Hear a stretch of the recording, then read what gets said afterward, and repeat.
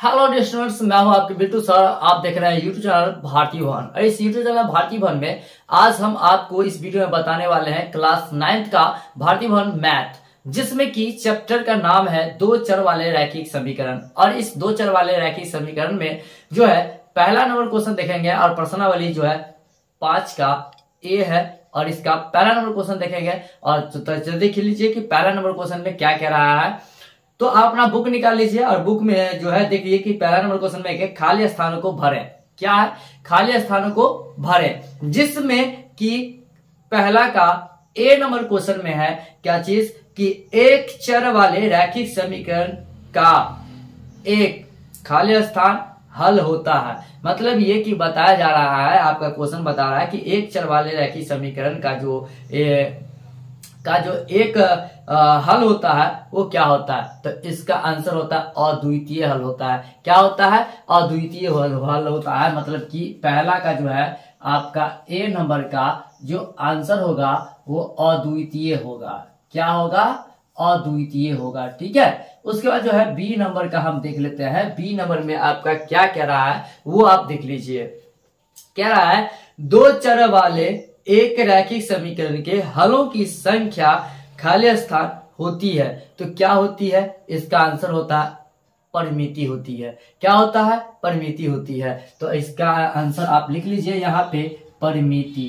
क्या लिख लेंगे? परिमिति लिख लेंगे। ठीक है। उसके बाद सी नंबर का जो आपका क्वेश्चन है कह रहा है कि समीकरण 2x + 5 = 0 का हल है। मतलब आपका कहने का अर्थ ये है कि आपको क्वेश्चन में हम आपको बता दे रहा है कि क्वेश्चन बना करके सॉल्व करके 2x + 5 = 0 कुछ इस तरीके से आपका समीकरण दिया हुआ है। और इस समीकरण में जो है बता रहा है कि क्या होगा। तो यहाँ पर देखो, सबसे पहली बात ये 5 को जो है ना उधर लेके चल जाए, क्योंकि ये चर मान है और ये अचर पद है। ठीक है। तो यहाँ 2x बराबर इधर लेके आएंगे तो -5 हो जाएगा। इसमें से x निकाल दोगे तो क्या बन जाएगा? -5/2 बन जाएगा। ठीक है। और यही चीज जो है आपका इस खाली स्थान में आ जाएगा -5/2। इसका ये आंसर हो जाएगा। ठीक है। इस तरीके से उसके बाद जो है आपका डी नंबर क्वेश्चन। तो डी नंबर क्वेश्चन में देखिए कि यदि समीकरण x + 7 = 0 को दो चरों x और y वाले रैखिक समीकरण के रूप में व्यक्त किया जाए तो y का गुणांक क्या होगा। तो देखिए, तो इसका जो आंसर होगा वो 0 होगा। क्या हो जाएगा? 0 हो जाएगा। मतलब ये कि डी का जो आंसर होगा वो आपको 0 होगा। मतलब y का गुणांक कितना हो जाएगा? 0 हो जाएगा। ठीक है। यहाँ पे दिया हुआ है। उसके बाद जो है आपका कोई नेक्स्ट क्वेश्चन ई नंबर है। तो ई नंबर में देखिए कि 2,6, 3,5, 4,4 समीकरण खाली स्थान के 3 हल है। तो ये क्या हो जाएगा?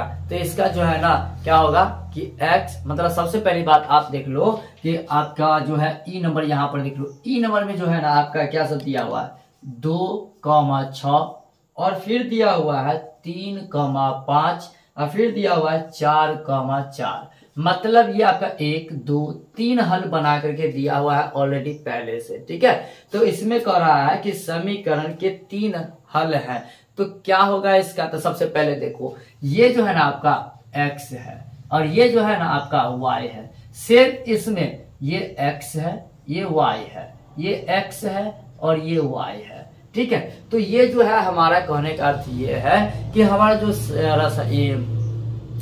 समीकरण होता है वो क्या होता है? x + y बराबर होता है। क्या होता है? x + y बराबर होता है। तो इसको अगर हम बैठा दे तो यहाँ हमारा क्या बन जाएगा?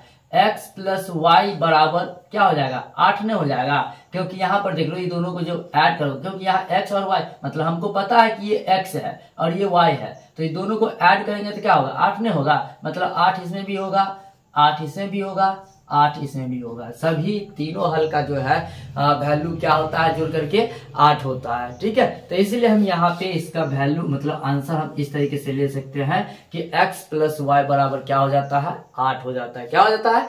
8 हो जाता है। नेक्स्ट जो आपका क्वेश्चन है एफ नंबर। तो एफ नंबर देखो कि एक चर वाले रैखिक समीकरण का व्यापक रूप होता है। मतलब ये कि F नंबर में जो है आपसे कह रहा है, क्या कह रहा है कि एक चर वाले रैखिक समीकरण का व्यापक रूप जो होता है वो क्या होता है। तो इसका जो आंसर होता है वो क्या होता है कि x प्लस बी बराबर 0 होता है। क्या होता है? x प्लस बी बराबर 0 होता है। ठीक है, सॉरी x नहीं ax होता है। क्या होता है? ax प्लस बी बराबर 0 होता है, कुछ इस तरीके से। ठीक है, उसके बाद जो है जी नंबर आपके क्वेश्चन में दे रहा है कि दो चर वाले, ये क्या था? एक चर वाले, क्या था? एक चर वाले। ठीक है, उसके बाद आपका है कि दो चर वालों रैखिक समीकरण का एक व्यापक रूप, मतलब आपका एफ में पूछ रहा था एक चर वाला, बट आपका जो जी में जो है पूछ रहा है क्या चीज? दो चर वाले रैखिक समीकरण का। ठीक है, तो इसका जो आंसर होता है ना वो ax plus B Y plus C बराबर 0 कुछ इस तरीके से होता है। ठीक है, तो इसका ये आपका आंसर हो जाएगा, फिर इसका ये आंसर हो जाएगा। ठीक है, उसके बाद जो है आपका नेक्स्ट है आपका क्या है? H number. मतलब आप एच नंबर यहां पर देख लो। एच नंबर में क्या कह रहा है कि कह रहा है कि -3x प्लस 0 फिर y प्लस 4 बराबर 0 एक चर के रूप में क्या होगा?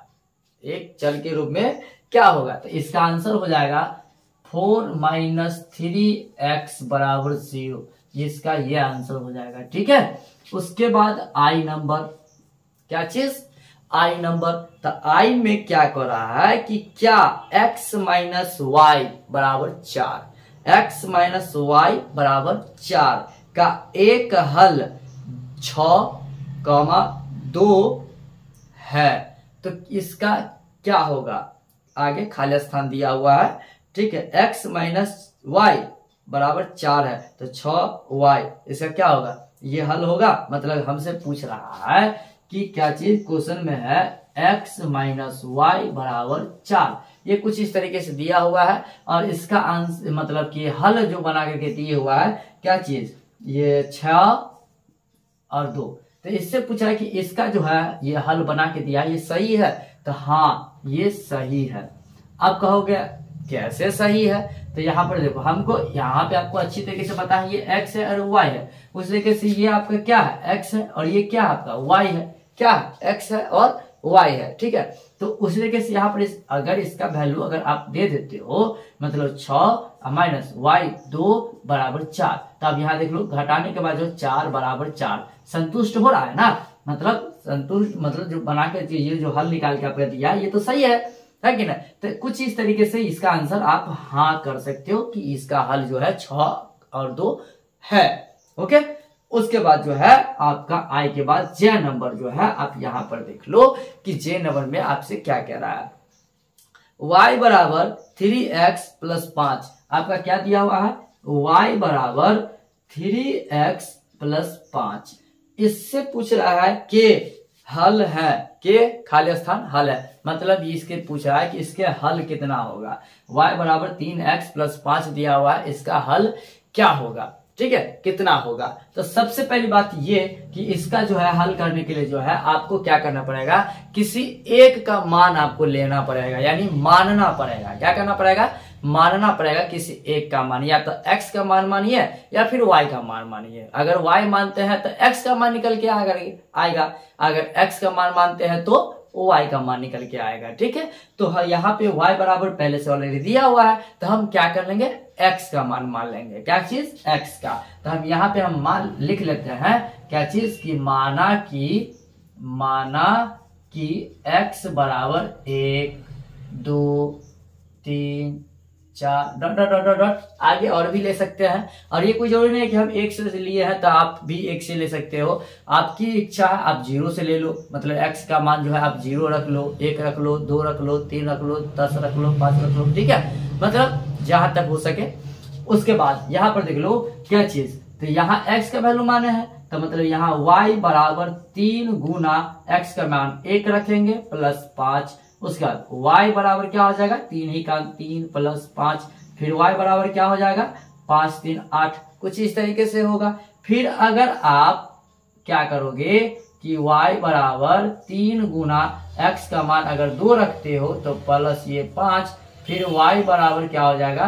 3 दूना 6 और प्लस 5 बराबर 11। मतलब इस तरीके से जो है बनता जाएगा। आप जितना बनाएंगे ना उतना आपसे बनता जाएगा, ठीक है। तो इसका मतलब ये होता है कि आप जितना भी बनाइए ये कम है, तो इसलिए आप इसमें इसका आंसर कह सकते हो कि क्या इसका जो हल होगा वो क्या होगा, अनगिनत होगा। क्या होगा, अनगिनत हल होगा। तो यहाँ पे आप लिख सकते हो कि इसका आंसर जो है वो क्या हो जाएगा, अनगिनत हो जाएगा। क्या हो जाएगा, अनगिनत हो जाएगा, ठीक है। इसका आंसर अनगिनत हो जाएगा। आई होप कि आपको ये वीडियो बहुत ही अच्छा लगा होगा, आप बहुत ही पसंद आया होगा। अगर पसंद आया तो प्लीज इस वीडियो को लाइक कर दीजिए, अपने दोस्तों में शेयर कर दीजिए, और हमारे चैनल को अब तक सब्सक्राइब नहीं किए हैं तो प्लीज आपसे रिक्वेस्ट है कि आप हमारे चैनल को सब्सक्राइब कर लीजिए। बेल आइकन को तो खैर दबा ही लीजिए, क्योंकि इसके आगे इस चैप्टर का जो सेकंड नंबर क्वेश्चन है, ये तो फर्स्ट बताया है, सेकंड नंबर क्वेश्चन जब भी लाएंगे ना वो आपको सबसे पहले मिल सके, और किसी को मिले या ना मिले, अगर आप हमारे चैनल को सब्सक्राइब किए हुए हैं, बेल आइकन दबाए हुए हैं, तो आपको सबसे पहले मिल पाएगा। आपको कहीं जाने की जरूरत भी नहीं पड़ेगी, आपको कहीं खोजने की जरूरत नहीं पड़ेगी। तो चलिए आज के लिए दर्शक थैंक यू, मिलेंगे नेक्स्ट वीडियो में नेक्स्ट क्वेश्चन के साथ। तब तक के लिए जय हिंद।